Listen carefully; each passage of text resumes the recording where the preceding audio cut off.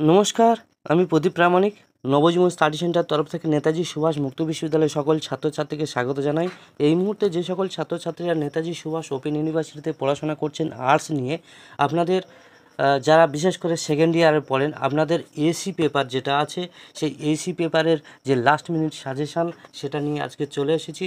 এবং এসি 21 অর্থাৎ AC BG 21, AC ED 21, AC HI 21, AC PS 21, AC PA 21। Actually এই যে সাবজেক্টগুলো, এদের যে 21 যে সবারই একই পেপার, ফলে এই সাবজেক্টের মোস্ট ইম্পর্টেন্ট যে প্রশ্নগুলো এবারে আসতে চলেছে সেগুলো নিয়ে আমি চলে এসেছি।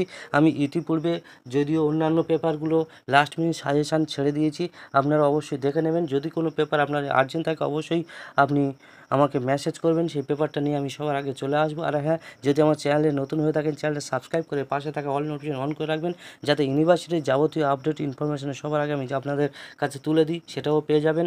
লাস্ট মিনিট সাজেশান পেয়ে যাবেন। আমি অনলাইনে যে ক্লাসগুলো করাই সেগুলো আপনি পেয়ে যাবেন। এছাড়াও সমস্ত রকম হেল্প আপনি আমাদের কাছে পেতে পারেন। অবশ্যই করে আপনারা আমাদেরকে মেসেজ করবেন বা ইনবক্স করবেন। আর যদি এই মুহূর্তে যদি কোনো পেপার আপনাকে আর্জেন্ট লাগে, অবশ্যই আপনি মেসেজ করুন, সবার আগে আমি দেওয়ার চেষ্টা করব। তবে যে পেপারটা সবার বেশি চাইছে সেইটাই আমি আগে আনার চেষ্টা করছি। চলুন আমি এই শুরু করি। ইতিপূর্বে এসি 11টা আমি দিয়েছি, এটা 21টা আজকে দিচ্ছি। তো এইবারে দেখে নিন যেগুলো মোস্ট ইম্পর্টেন্ট প্রশ্ন, যেগুলো পরীক্ষাতে আসতে চলেছে, সেইগুলোই আমি বলছি। আপনারা অবশ্যই করে মন দিয়ে শুনুন বা লিখে নিন।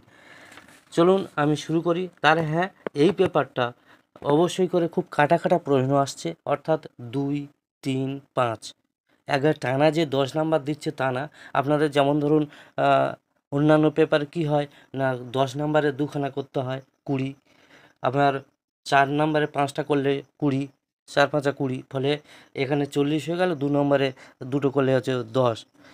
আপনার 2 নম্বরে 5টা করলেই 10 হয়ে যাচ্ছে, এই 50। কিন্তু এখানে আপনাদের ক্ষেত্রে কিন্তু ওই রকমই প্রশ্ন থাকবে না। আপনাদের সব 2 নাম্বার, 3 নাম্বার, সব তো বড় 5 নাম্বার। অ্যাকচুয়ালি কাটা প্রশ্ন আসবে, টানা 10 দেবে না। মানে কোনো একটা প্রশ্নের সাথে আরেকটা প্রশ্ন জুড়ে দিয়ে এইভাবে কাটা প্রশ্ন করে 10 করবে। ফলে আপনাদের খাটতে হবে বেশি, শর্ট প্রশ্ন টাইপের বেশি প্রশ্ন আপনাদের খাটতে হবে। তো যাই হোক, এবারে যেগুলো আসার সম্ভাবনা আছে সেইগুলো আমি আপনাদের কাছে তুলে ধরছি। অবশ্যই করে এগুলো খাটার চেষ্টা করুন যাতে আপনার পরীক্ষাটা ভালো হোক। আচ্ছা চলুন আমি শুরু করছি। প্রথম প্রশ্ন, যে নোট নেওয়ার যে কৌশল, আবার বলছি নোট নেওয়ার যে কৌশল সেটা লিখুন। পরের প্রশ্ন, এন্টি এজেন্ডা কি? পরের প্রশ্ন, যে প্রতিটি শ্রোতার জন্য প্রতিটি বিভাগের অধীনে একটি বৈশিষ্ট্য তৈরি করুন। যেমন দেখো, আপনার সহপাঠী, আপনার ছাত্ররা, আপনার শিক্ষক, ঠিক আছে, এই রকমই। পরের প্রশ্ন, একটি এজেন্ডা কীভাবে তৈরি করবেন সে সম্পর্কে বিস্তারিত আলোচনা করুন। পরের প্রশ্ন, সেটা হলো হাতের লেখা, স্টার মেনে নিন।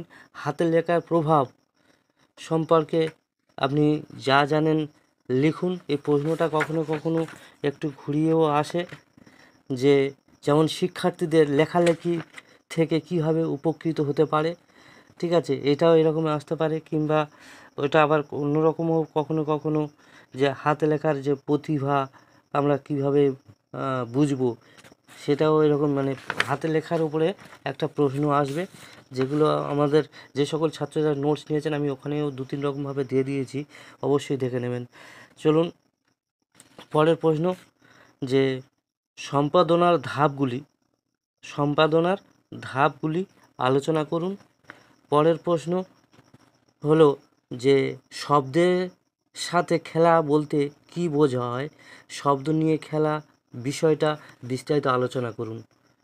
পরের প্রশ্ন, বিষয়বস্তু লেখার সংজ্ঞা দাও। আবার বলছি, বিষয়বস্তু লেখার সংজ্ঞা দাও। পরের প্রশ্ন, যে WWW কি সে বিষয়ে বিস্তারিত লিখুন। পরের প্রশ্ন, রিপোর্ট করার প্রধান নিয়মগুলি কি আলোচনা করো, ঠিক আছে। পরের প্রশ্ন হলো, চেক লিস্ট ব্যবহারের সুবিধাগুলি আলোচনা করো। পরের প্রশ্ন 11 স্টার মেরে নিন, পরীক্ষাতে এটা আছে, সেটা হচ্ছে ইবেল। আবার বলছি ইবেল। ইবেল বলতে কী বোঝো, অর্থাৎ বেল কে আবিষ্কার করেছিল, ইবেল বলতে কী বোঝো বা এটার সম্পর্কে বিস্তারিত আলোচনা করো।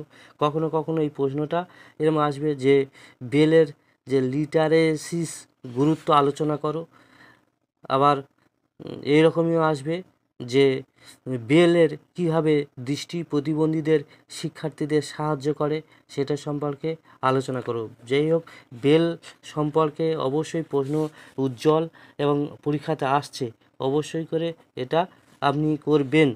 পরের প্রশ্ন, লেখার প্রক্রিয়া বিভিন্ন ধাপগুলি কী কী সে বিষয়ে আলোচনা করুন। কেন ভালো হাতে লেখা খুব জরুরি, বললাম হাতে লেখাতে করতে হবে, ওই জন্যই এটাও খুব ইম্পর্টেন্ট প্রশ্ন। পরের প্রশ্ন, আবেদনপত্র লেখার বিভিন্ন ধাপগুলি আলোচনা করো। পরের প্রশ্ন হলো যে স্কিল ইন্ডিয়া, আবার বলছি স্কিল ইন্ডিয়া PMKVY এর উপাদানগুলি কি কি বিস্তারিত আলোচনা করুন। পরের প্রশ্ন হলো যে ক্ষমতা বলতে কী বোঝো এবং ক্ষমতার গুরুত্ব সম্পর্কে আপনি যা জানেন বিস্তারিত ব্যাখ্যা করুন। পরের প্রশ্ন যে পাঠের দক্ষতা বিষয়ে লেখার যে অক্ষমতা সহ শিক্ষার্থীদের যে সাহায্য করতে একজন শিক্ষকের কি করতে হয় সেই সম্পর্কে ধারণা দিন। পরের প্রশ্ন যে জীবন বৃত্তান্ত লেখার মৌলিক নিয়মগুলি লেখো। পরের প্রশ্ন, প্রাথমিক বিদ্যালয়ে শিক্ষার্থীদের পড়ার জন্য কিভাবে উদ্বুদ্ধ করা হয়। অ্যাকচুয়ালি এই প্রশ্নটা এতগুলো প্রশ্ন দিতে হচ্ছে এই জন্য প্রচণ্ড কেটে কেটে প্রশ্ন আসে, কাটা প্রশ্ন আসে, যার জন্য আমি একটু এগুলো সব 2 নাম্বার 3 নাম্বারের মতো প্রশ্ন বা 5 নাম্বারের মধ্যে প্রশ্ন আসে, সেই জন্য একটু বেশি দিতে হচ্ছে। পরের প্রশ্ন, উচ্চশিক্ষার 4টি বাধা উল্লেখ করুন। পরের প্রশ্ন, সৃজনশীল প্রতিক্রিয়া এবং সমালোচনামূলক প্রক্রিয়াগুলি আলোচনা করো। পরের প্রশ্ন, বিষয়বস্তু লেখার ধরনগুলি কি কি সেটা নিয়ে ব্যাখ্যা করো এবং বর্ণনা কাকে বলে, বর্ণনার 3টি প্রধান বৈশিষ্ট্য আলোচনা করো। পরের প্রশ্ন যে এজেন্ডা বলতে কী বোঝো এবং এজেন্ডার যে বিভিন্ন ধাপগুলি আছে সেগুলো আলোচনা করো বা সহজ এজেন্ডা কীভাবে তৈরি করা যায় সে বিষয়ে বিস্তারিত আলোচনা করো। পরের প্রশ্ন, গ্রাফিক্যাল রিপোর্টিং বা ডেটা গ্রাফিক্যাল যে রিপ্রেজেন্টেশনের সুবিধা অসুবিধাগুলি লেখো। ব্যাস এই কোটাই আমি দিলাম। অবশ্যই শর্ট প্রশ্ন বলে অনেকগুলো প্রশ্ন আপনাদের করতে হচ্ছে, আর একটা প্রশ্ন না দিলে নয়, যেমন সমীক্ষা তৈরির জন্য সর্বোত্তম যে যে পদক্ষেপগুলি আলোচনা করো। যাই হোক, এই কোটাই আপনারা অবশ্যই করে করুন। ধন্যবাদ, ভালো থাকুন, নমস্কার। আর অবশ্যই হ্যাঁ, যাওয়ার সময় বলি যে চ্যানেলটা সাবস্ক্রাইব করবেন, আরও অনেক কিছু আগামী দিনে আপনাদের সামনে তুলে ধরছি। নমস্কার।